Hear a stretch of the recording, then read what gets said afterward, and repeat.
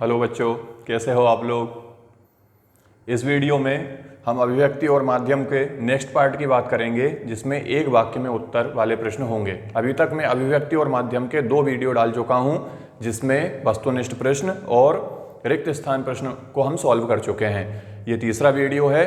इसके बाद एक वीडियो और आएगा। 4 वीडियो में हमारा अभिव्यक्ति और माध्यम ये जो है समाप्त हो जाएगा।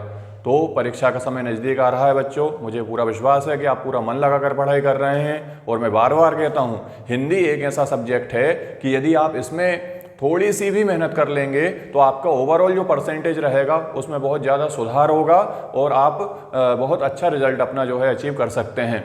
इसलिए वीडियो को ध्यान से देखिए, और यदि एक बार आप कोई वीडियो देख लेते हैं तो अगली बार उस वीडियो को आप अपने अनुसार स्पीड बढ़ाकर भी देख सकते हैं, जिससे आपको कम समय में ज़्यादा से ज़्यादा जानकारी प्राप्त हो सके।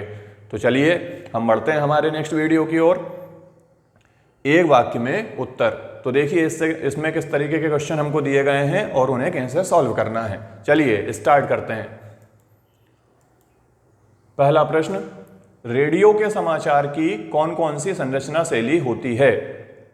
यानी जो रेडियो के लिए समाचार लेखन का कार्य किया जाता है लेखकों द्वारा, तो वो किस प्रकार की संरचना शैली का प्रयोग करते हैं समाचार लिखने के लिए। तो इसका सही आंसर होगा उल्टा पिरामिड शैली। चाहे वो अखबार के लिए समाचार हो, किसी न्यूज के लिए समाचार हो या फिर रेडियो के लिए समाचार हो, सभी में उल्टा पिरामिड शैली का प्रयोग किया जाता है बच्चों। उल्टा पिरामिड शैली क्या होता है ये मेरे प्रीवियस वीडियो में मैंने बताया है, तो आप वहां से इसको देख सकते हैं। तो इसका सही आंसर होगा उल्टा पिरामिड शैली। अगला प्रश्न, HTML का फुल फॉर्म क्या है। HTML का फुल फॉर्म क्या है। फुल फॉर्म तो आपने कई जगह देखा होगा, जब आप कंप्यूटर पर इंटरनेट लगाते हैं वहां पर HTML लिखा होता है ना।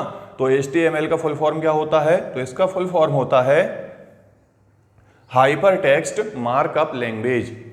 H means hyper, T means text, M means markup और L मीन्स लैंग्वेज। तो बड़ा आसानी से आपको ये याद हो जाएगा, HTML hyper text markup language. अगला प्रश्न देखें, मुद्रित माध्यम की प्रमुख विशेषता क्या होती है। मुद्रित माध्यम मतलब जिसमें एक बार हमने खबर लिख दी है या समाचार लिख दी है, जैसे अखबार में खबर छप चुकी है, तो उसकी सबसे बड़ी विशेषता क्या होती है बच्चों। तो उसकी सबसे बड़ी विशेषता ये होती है कि उसमें जो शब्द होते हैं वो स्थायी हो जाते हैं। एक बार जो लिखा गया उसको दूसरी बार हम जो है बदल नहीं सकते।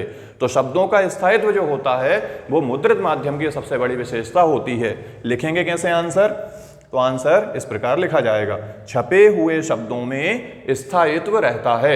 मुद्रित माध्यम में छपे हुए शब्दों में स्थायित्व रहता है, शब्द स्थायी हो जाते हैं। तो इस तरीके से इसका हम आंसर करेंगे। अगला प्रश्न, डेडलाइन किसे कहते हैं। डेडलाइन, ये वर्ड जो है डेडलाइन, ये शब्द पत्रकारिता में सबसे ज्यादा उपयोग किया जाता है। डेडलाइन एक समय सीमा होती है, निश्चित समय सीमा होती है, जिसके अंदर पत्रकारों को संपादक को न्यूज लाकर देना होता है। यानी अखबार में खबर छपने के लिए एक समय सीमा निर्धारित कर दी जाती है। यदि उसके पहले पहले खबर आ गई तो वह अखबार में छपेगी, और उसके बाद यदि खबर आई तो वह अखबार में नहीं छप पाएगी, क्योंकि अखबार में खबर छपने का एक निश्चित समय होता है।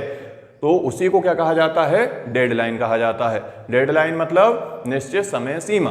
तो आंसर कैसे लिखेंगे अब हम ये देखें। तो इसका आंसर होगा, समाचार पत्र में खबर छापने के लिए एक समय सीमा निर्धारित की जाती है, जिसे डेडलाइन कहा जाता है। तो ये 1 नंबर का क्वेश्चन हमसे पूछेंगे कि डेडलाइन किसे कहते हैं, तो हमारा आंसर आपके सामने है। अगला प्रश्न देखें हम, उल्टा पिरामिड शैली के कौन कौन से हिस्से हैं या कौन कौन से हिस्से होते हैं। तो उल्टा पिरामिड शैली को मैं एक बार और समझाता हूं, आप ध्यान से देखिए। उल्टा पिरामिड में इस तरीके से एक पिरामिड बनाया जाता है, यह है उल्टा पिरामिड। इसको 3 भागों में विभाजित किया गया है ना। 3 भाग ऐसे बनाए गए हैं इसके। सबसे पहला जो भाग होता है यही मुख्य भाग होता है, और इसमें सिर्फ खबर या घटना के बारे में हम जानकारी देते हैं, और इस पार्ट को कहा जाता है इंट्रो। इंट्रो। जो दूसरा पार्ट होता है, देखिए थोड़ा छोटा पार्ट है, सबसे मुख्य पार्ट ये है सबसे ऊपर वाला, इसके बाद ये जो दूसरा वाला भाग है इसको कहा जाता है बॉडी। बॉडी में वो जो घटना घटी है उससे जुड़ी और दूसरी बातें हम बताते हैं। और अंत में जो सबसे छोटा पार्ट होता है इसे कहा जाता है समापन। कुछ दो चार बातें बोलकर हम उस खबर को समाप्ति की ओर ले जाते हैं, इसे कहा जाता है समापन। तो यदि न्यूज़पेपर है हमारा, अखबार है, या रेडियो में हम कोई समाचार सुन रहे हैं, तो वहां पर जो मुख्य खबर होगी उसको इंट्रो के रूप में प्रदर्शित किया जाएगा। उसके बाद उससे जुड़ी थोड़ी और जानकारी हमको दी जाएगी जो किसके अंतर्गत आएगा, बॉडी के अंतर्गत, और लास्ट में उस खबर को समाप्त किया जाएगा। तो समापन वाला जो भाग होता है वो सबसे छोटा होता है बच्चों। तो यहाँ हमसे क्या पूछ रहे हैं, उल्टा पिरामिड शैली के कौन कौन से हिस्से हैं। तो उल्टा पिरामिड शैली के 3 हिस्से होते हैं, ये अभी हमने देखा यहाँ पर। तो आप आसानी से इसका आंसर कर पाएंगे। कैसे लिखेंगे आंसर, ये देखते हैं। देखिए, इंट्रो, बॉडी और समापन। लाइव क्या है, यानी लाइव किसे कहते हैं। तो कोई भी घटना यदि कहीं घट रही है और हम रेडियो के द्वारा या फिर टीवी के द्वारा उसका यदि सीधा प्रसारण देख रहे हैं तो इसी को लाइव कहा जाता है। तो लाइव का मतलब क्या होगा, किसी घटना का सीधा प्रसारण। लाइव क्या है, किसी घटना का सीधा प्रसारण लाइव कहलाता है। अगले प्रश्न की तरफ बढ़ें। समाचार लेखन के कितने प्रकार हैं। समाचार लेखन के कितने प्रकार हैं। तो बच्चों, समाचार लेखन जो होता है ये विभिन्न क्षेत्रों के लिए होता है, तो इसके कई सारे प्रकार होते हैं। यानी हमारा आंसर क्या होगा, समाचार लेखन के विभिन्न प्रकार होते हैं और कुछ प्रमुख प्रकारों के हम यहाँ नाम लिख सकते हैं। तो किस तरीके से इसका आंसर बनेगा, देखिए, समाचार लेखन विभिन्न प्रकार के होते हैं, जैसे राष्ट्रीय समाचार, हमारे देश में क्या घटित हो रहा है वो राष्ट्रीय समाचारों के अंतर्गत आएगा। राष्ट्र से जुड़ी, देश से जुड़ी महत्वपूर्ण घटनाएं इसके अंदर आएंगी। फिर अंतरराष्ट्रीय समाचार, देश को छोड़कर विदेशों में भी क्या हो रहा है उन घटनाओं को यदि हम हमारे अखबार में या रेडियो में न्यूज़ बनाते हैं तो ऐसे समाचारों को अंतरराष्ट्रीय समाचार कहा जाता है। और क्षेत्रीय समाचार आदि, हमारे आसपास से जुड़े जो समाचार होते हैं, लोकल न्यूज़ भी बोलते हैं इनको कहा जाता है क्षेत्रीय समाचार, रीजनल न्यूज़ या फिर लोकल न्यूज़। तो इस तरीके से और भी कई सारे प्रकार होते हैं। तो मुख्य मुख्य प्रकार अपन ने 1 2 3 यहाँ पर लिखे हुए हैं, तो आप ऐसा इसका आंसर कर सकते हैं। अगला प्रश्न, पत्रकारों के 3 प्रकारों के नाम लिखिए। पत्रकार 3 प्रकार के होते हैं। नंबर 1 पूर्णकालिक, नंबर 2 अंशकालिक और नंबर 3 स्वतंत्र या फिर फ्रीलांसिंग पत्रकार। अगला प्रश्न देखें, कौन सा स्तंभ जनमत को प्रतिबिंबित करता है।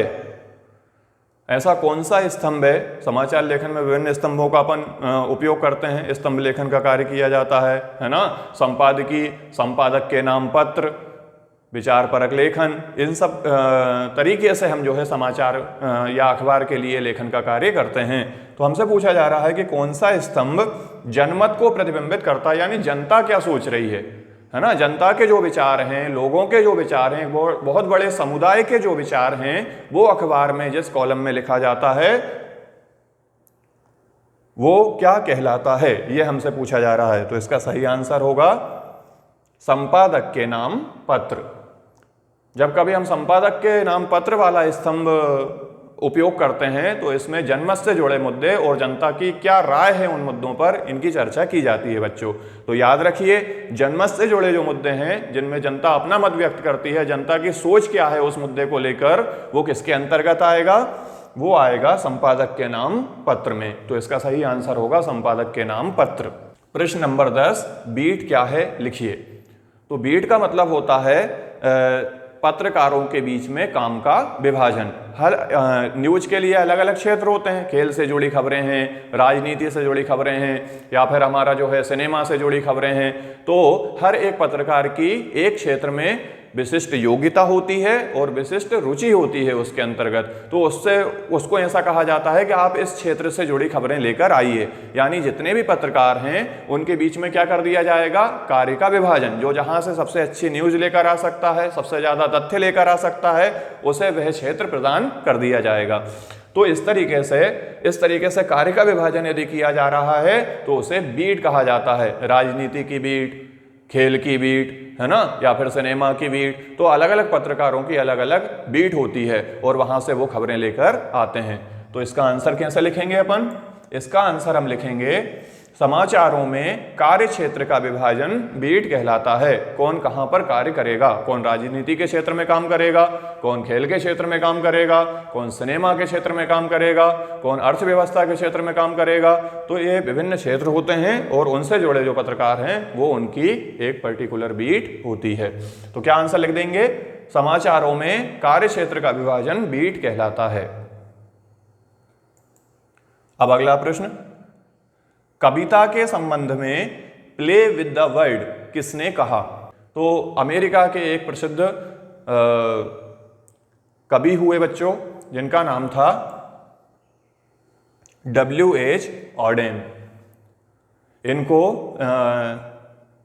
राष्ट्रीय पुस्तक पुरस्कार के साथ भी सम्मानित किया गया था अमेरिका में, और ये बहुत ही विद्वान और प्रसिद्ध कवि वहाँ के हुए हैं, साहित्यकार हुए हैं। तो इन्होंने ये कथन कहा था कि कविता के संबंध में उन्होंने ये कथन कहा, प्ले विद द वर्ड। तो इसका सही आंसर होगा W.H. ऑडेन। याद रखना, भूलना नहीं, प्ले विद द वर्ड ये किसने कहा? Answer W.H. ऑडेन ने ये कहा। कविता के लिए चित्र भाषा पर किसने जोर दिया? कविता जब हम लिखते हैं तो चित्र भाषा का प्रयोग करना चाहिए, यानी बिंब से जुड़ा हुआ क्वेश्चन है कहीं ना कहीं। जैसे बिंब होते हैं ना, उसी को चित्र भाषा किसने कहा? कविता के क्षेत्र में चित्र भाषा पर जोर किसने दिया? तो हमारे जो है छायावाद के प्रमुख कवि जो थे, एक 4 कवि छायावाद में प्रमुख हैं और उनमें एक कवि सुमित्रानंदन पंत। याद रखिए, सुमित्रानंदन पंत कविता में चित्र भाषा का प्रयोग करने पर अधिक जोर देते थे। तो इसका सही आंसर हो जाएगा सुमित्रानंदन पंत जी ने। तो इस प्रकार हमारे जो है ये एक वाक्य में उत्तर वाले प्रश्न ही समाप्त हो जाते हैं। आप बार बार इन्हें पढ़ सकते हैं, बार बार वीडियो को रिपीट कर सकते हैं और समझकर इनके आंसर कर सकते हैं बच्चों। अब हम बढ़ते हैं हमारे अगले टॉपिक के तरफ। क्योंकि ये वीडियो छोटा है तो हम एक और टॉपिक इसी वीडियो में कवर करेंगे। तो अगला टॉपिक है हमारा अभिव्यक्ति और माध्यम का सत्य असत्य वाले प्रश्न, है ना। इनको और हम इसी वीडियो में सॉल्व करते हैं। तो देखिए, पहला प्रश्न, इंटरनेट अंतरक्रियात्मकता और सूचनाओं का विशाल भंडार है, यह कथन सत्य है या फिर असत्य है? तो यह कथन पूर्णतः सत्य है बच्चों, क्योंकि इंटरनेट के माध्यम से हम क्या कर सकते हैं, ना जाने कितनी अंतरक्रियात्मकता, यानी हम वहां से रिपोर्ट कलेक्ट कर सकते हैं, रिपोर्ट भेज सकते हैं, सूचनाओं का आदान प्रदान कर सकते हैं, है ना, और कई सारी सूचनाएं हम वहां से एकत्रित कर सकते हैं। तो ये बात बिल्कुल ठीक है, ये आंसर एकदम सत्य होगा। अगला देखें हम, भारत में छापाखाना की शुरुआत मिशनरियों की पुस्तकें प्रकाशित करने के लिए खोला गया।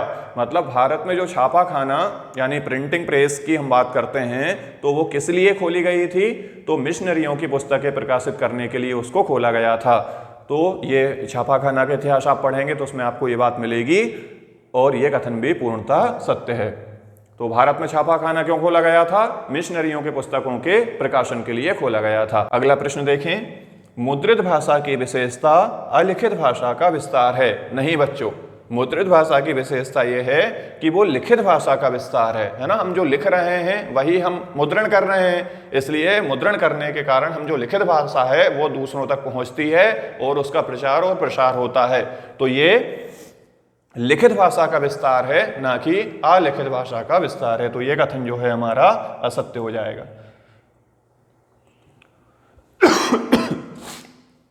अब हम बढ़ते हैं अपने अगले प्रश्न की तरफ। प्रश्न नंबर 4, मौखिक भाषा अनुशासन की मांग करती है? बिल्कुल नहीं करती है।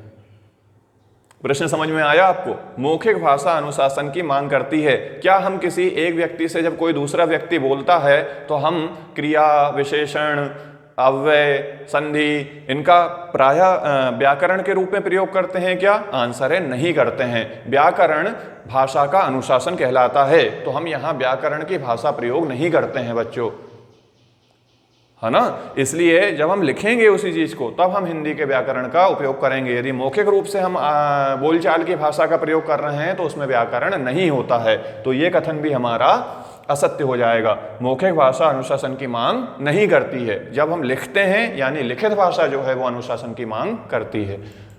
तो यह आंसर सत्य है। रेडियो एक रेखीय माध्यम होता है क्योंकि रेडियो से हम सिर्फ सुन सकते हैं, अपनी कोई प्रतिक्रिया रेडियो तक हम नहीं पहुंचा सकते हैं। तो यहां सिर्फ सूचनाओं का आदान प्रदान कर पाना संभव नहीं है, सिर्फ सूचनाएं जो है हम रेडियो के माध्यम से ग्रहण कर सकते हैं, अपनी प्रतिक्रिया उस तक नहीं पहुंचा सकते हैं। तो ऐसे माध्यम को एक रेखीय माध्यम कहा जाता है। तो रेडियो एक रेखीय माध्यम होता है। उल्टा पिरामिड शैली को 3 भागों में बांटा गया है, बताइए ये कथन सत्य है या असत्य है। मुझे लगता है मुझे बताने की जरूरत नहीं है कि क्वेश्चन सत्य होगा या असत्य होगा। उल्टा पिरामिड शैली को 3 भागों में बांटा गया है, यह कथन पूर्णतः पूर्ण रूपेण सत्य है। अब रेडियो और टीवी की भाषा में कठिन शब्दों की बहुलता होती है, बताइए कथन सत्य है या असत्य है। रेडियो और टीवी की जब हम भाषा का प्रयोग करेंगे तो हमने कितनी बार ये चीज पढ़ी है कि साधारण बोलचाल की भाषा का इसमें प्रयोग किया जाएगा, क्लिष्ट और कठिन शब्दों का इसमें उपयोग नहीं किया जाएगा। और यहाँ हमको क्या बोला जा रहा है, यहाँ हमको बोला जा रहा है कि रेडियो और टीवी की भाषा में कठिन शब्दों की बहुलता होती है, यानी ज्यादा से ज्यादा उसमें हमें कठिन शब्द मिलते हैं। तो बताइए कथन सत्य होगा या असत्य होगा। बिल्कुल ठीक बात आपने बताई, ये कथन असत्य हो जाएगा। देखिए अगले प्रश्न की तरफ हम बढ़ें। भारत में कंप्यूटर शिक्षा बढ़ रही है कि नहीं बढ़ रही है, क्या लगता है आपको। भारत में कंप्यूटर ज्यादा से ज्यादा लोग सीख रहे हैं या नहीं सीख रहे हैं, सीख रहे हैं ना। तो कथन सत्य है या असत्य है, आंसर है सत्य है। तो ये कथन सत्य है। प्रश्न नंबर 9, BBC, CNN और वाशिंगटन पोस्ट विश्व के प्रमुख शहरों के नाम हैं, इनके बारे में जानते हैं आप। BBC सुना है कहीं नाम, क्या है ये। तो आंसर है ये न्यूज चैनल के नाम है बच्चों, ये तीनों विदेशों के न्यूज चैनलों के नाम हैं, ये किसी शहर के नाम नहीं है। तो ये कथन जो है गलत हो जाएगा। अगला प्रश्न, प्रश्न नंबर 10, पत्रकारों के 5 प्रकार होते हैं। बिल्कुल गलत बात है ये, आपको भी पता है। पत्रकारों के 3 प्रकार होते हैं, 5 प्रकार नहीं होते हैं। कौन कौन से होते हैं एक बार रिवाइज करें। पत्रकारों के 3 प्रकार, पूर्णकालिक, अंशकालिक और फ्रीलांसर या फिर स्वतंत्र पत्रकार। तो इसमें क्या बोल रहे हैं कि 5 प्रकार होते हैं, तो यह कथन भी असत्य हो जाएगा। अब हम बढ़ते हैं अपने अगले प्रश्न की ओर। प्रश्न नंबर 11, पत्रकारीय लेखन की भाषा सरल होती है। पत्रकारीय लेखन यानी जब हम अखबार के लिए खबर लिखते हैं या हम रेडियो के लिए खबर लिखते हैं तो इसकी भाषा सरल होती है। तो बिल्कुल ठीक है ये कथन, सरल भाषा में हम लिखेंगे तो ज़्यादा से ज़्यादा लोगों को वो समझ में आएगा, आसानी से वो अर्थ ग्रहण कर पाएंगे, इसलिए उनकी भाषाओं को ज़्यादा कठिन तो बनाया नहीं जाएगा। भाषा एकदम सरल और बोलचाल की प्रयोग हम करते हैं इसमें, तो ये कथन हमारा सत्य हो जाएगा। अब प्रश्न नंबर 12, समाचार लेखन के 7 प्रकार होते हैं। देखिए बच्चों, समाचार लेखन के 7 प्रकार नहीं होते हैं, समाचार लेखन के विभिन्न प्रकार हो सकते हैं। तो इसका एक पर्टिकुलर आंसर यही नहीं हो सकता है कि 7 प्रकार हो सकते हैं, कभी 8 प्रकार, 9 प्रकार, 10, 12 प्रकार तक के समाचार लेखन का कार्य किया जा सकता है। तो यह आंसर असत्य है। अब हम देखें अगला प्रश्न, नाटक की मूल विशेषता समय का बंधन है। जब हम कोई नाटक लिखते हैं तो उसमें समय का हमें विशेष ध्यान रखना पड़ता है। ये कथन पूर्ण रूपेण सत्य है। नाटक लिखते समय समय का बंधन होता है ना। ऐसा नहीं हो सकता कि हम नाटक के लिए कितना भी समय ले सकते हैं, क्योंकि उसको रुचिकर बनाने के लिए समय और संवादों का विशेष महत्व दिया गया है, इसलिए ये कथन सत्य होगा। अगला प्रश्न, प्रश्न नंबर 14, नाटक के आंदोलन के विकास में रेडियो नाटक की कोई भूमिका नहीं रही। यह कथन भी असत्य है बच्चों, क्योंकि जब नाटकों का विकास हुआ तो रेडियो पर, जो विविध भारती है हमारा चैनल रेडियो का बड़ा ही प्रसिद्ध चैनल है, और इस पर कई प्रकार के नाटक प्रसारित किए गए, जिनसे नाटकों के प्रति लोगों की रुचि बढ़ी और लोग नाटकों को पसंद करने लगे। इसलिए जहां नाटकों के विकास की बात होगी वहां रेडियो की एक महत्वपूर्ण भूमिका होगी। और ये बोल रहे हैं कि रेडियो नाटक की कोई भूमिका नहीं रही इसमें, तो ये कथन असत्य हो जाएगा। इसलिए प्रश्न नंबर 14 को हम असत्य करते हैं। तो इस प्रकार हमने इस वीडियो में 2 टॉपिक्स को कवर करा है, जिनमें पहला वाला टॉपिक था हमारे एक वाक्य में उत्तर, और दूसरे वाले जो थे हमारे सत्य असत्य वाले प्रश्न। इन दोनों को हमने अच्छे से सॉल्व कर लिया है। आप इनको रिवाइज जरूर करें एक बार, और फिर अपने प्रश्न बैंक उठाकर और अपने मन से इनके आंसर करने की कोशिश करें। जहां आपको कोई डाउट हो वहां वीडियो को दोबारा स्टार्ट करें और अपना जो है वीडियो देखें।